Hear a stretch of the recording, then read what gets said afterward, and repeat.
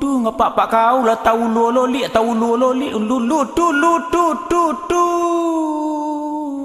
dibaca sure lambe panoi antara cet si bajau pambaja sawarang taruko baja patah jawi tarambau bani dicilo urang pulau panai. Lecet, pagi-pagi hari sudah berdendang-dendang. Kenapa lecet? Tut kalau mau ditutan dua tarumuk tu mampan. Oh, terumuk. Tak terumuk, tarumuk. Oh, jadi parintang-rintang hati tu mampan. Kemarin cet, saya bersobok cewek cantik. Wah, bersobok. Tu diberanginnya saya cet. Abah cek nyopan.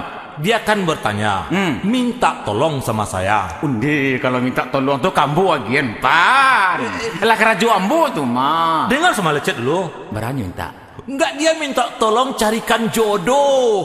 Oh, ayo cician ambo pan. Nomor HP ambo 0822 Dengar sama lecet dulu.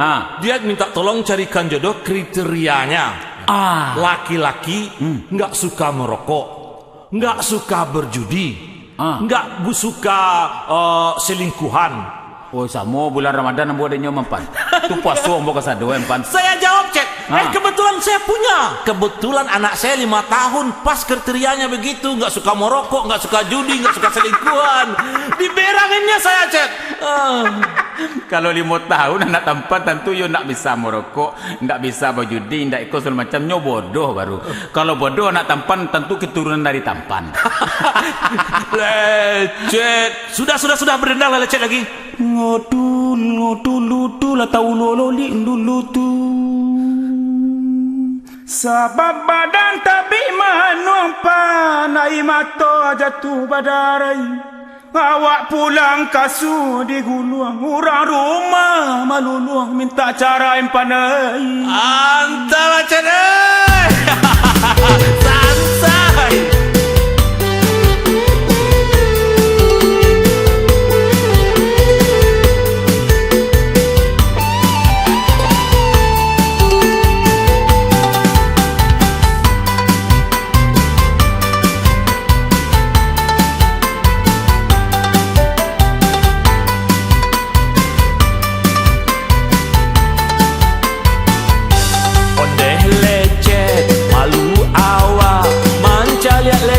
Cando iko indah siang indah malam bantua baru bamanua di hari sanjo.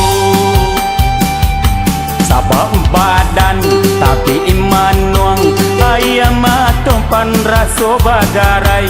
Awak pulang kasu diguluang urang rumah maluluang meminta acara.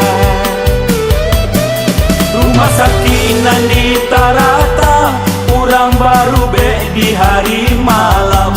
5 panyakinan kacega, dukun pau benan lah damam. Jiko ado samo dimakan, indah ado samo dicari. Sandi rumah jo pengertian, usah penyakit dicari-cari.